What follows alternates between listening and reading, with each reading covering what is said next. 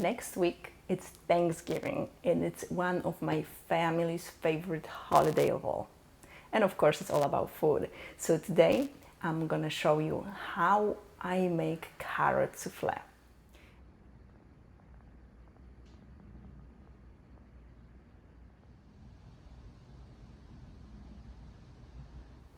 Welcome. If this is your first time here, my name is Anita, and I absolutely love food. I create simple recipes of your favorite foods and desserts, allowing you to eat whatever you want simply by counting calories. So if you're looking for some low-calorie option or just simply would like to know how to fit your favorite foods into your calorie budget, you're in the right place. So click the like, subscribe button. Don't forget about the bell notification so you don't miss any videos. I'm gonna start preparing the food, and as you can see, carrot souffle, meaning we're gonna have lots of carrots. And this is actually my family's favorite recipe, favorite side dish that I incorporated into our every year Thanksgiving dinner. So let's start with peeling carrots. And I have here 3 pounds of carrots. So I'm gonna peel them, cut them in fairly even pieces, and I'm gonna cook them until they tender. Not too soft, but just right. So we're gonna cut the endings of the carrots just so they're nice and clean.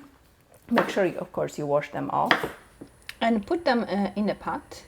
And you're probably gonna cook it for 15 minutes or so. Drain it and let it cool.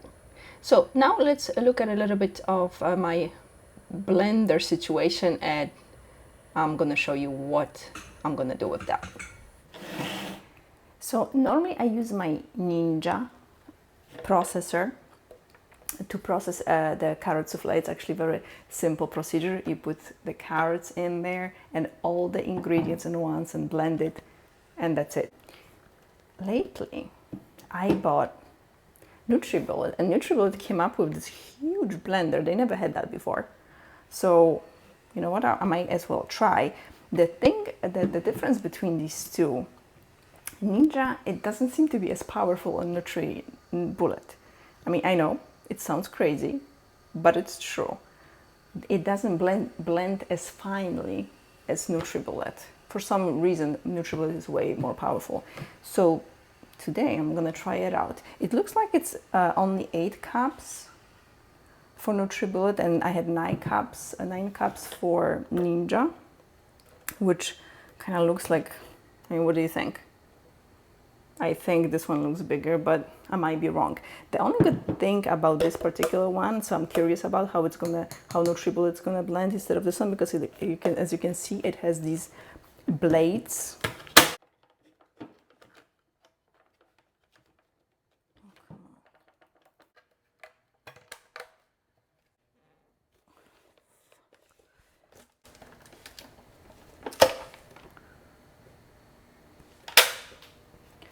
All right, so this is this long blade that you would think it's gonna make it better. I mean, it worked fine.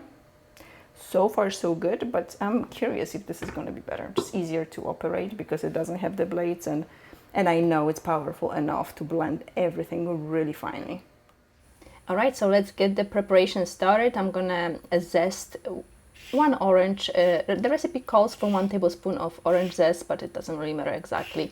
It took me about this whole orange in order to get that 1 tablespoon. I'm gonna also juice half of the orange, which comes out like a 1/4 cup of juice, and we're gonna put it in the blender when we put all the ingredients together. Next, I'm gonna crack 6 eggs, and I'm gonna crack them in a separate dish because I am very famous for putting some shells in there, so I want to make sure I don't do that into the blender and we don't have some crunchy stuff while we're eating carrot souffle. Besides that crunchiness that goes on top, but that's delicious. Now, my carrots cooled completely, And as you can see, I have 3 pounds of carrots here. So can we call it a healthy dish then? I wish. There goes cup of brown sugar and a whole stick of butter. But the good news is that the original recipe called for 2 sticks of butter and 2 cups of that delicious brown sugar. So we're doing pretty well on the health side. And I just added that orange zest and a 1/4 cup of orange juice. And right now I'm adding 1.5 teaspoons of baking powder. Next, about 1 teaspoon of cinnamon. And a dash of nutmeg. If you have a whole nutmeg and you want to grate it, that would be best. I just didn't have it. Now it's 1/2 cup of whole milk that goes in. I actually use 2%, but anything goes. I think in this case it's not going to make any difference. And here I'm adding 1/2 tablespoon of coconut oil.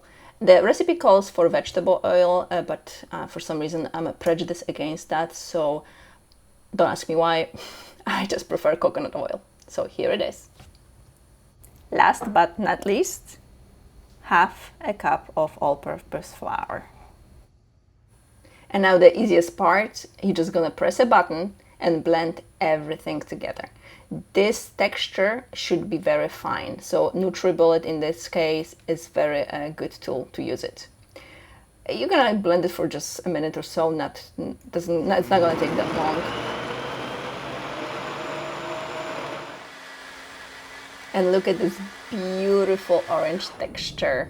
It's awesome. So this is how it looks inside. I'm gonna scrape it on all sides and make sure I take all this goodness out onto this prepared baking pan, I would say. So I put a little bit of butter on it and put flour so the carrot souffle doesn't stick too much to it. And we're just gonna throw all that mixture on it. And shake it so it can be even throughout the whole surface. And now I'm gonna prepare whatever comes on top, which is a little crumble, and it's really, really good. So I'm using pecans here, but you can use any type of nuts that you like. I actually use here 2.5 ounces of pecans. Normally recipe calls for a whole cup of nuts. You can also use walnuts, like I said, but for some reason this is how much I had, and actually, to be honest, we're saving a little bit of calories, but also it doesn't change any taste. It's just actually delicious. And once I finish this, I can tell you that the butter I used, it's 4 tablespoons here, but you can get away with 3 tablespoons, which I'm gonna do next Thursday for sure.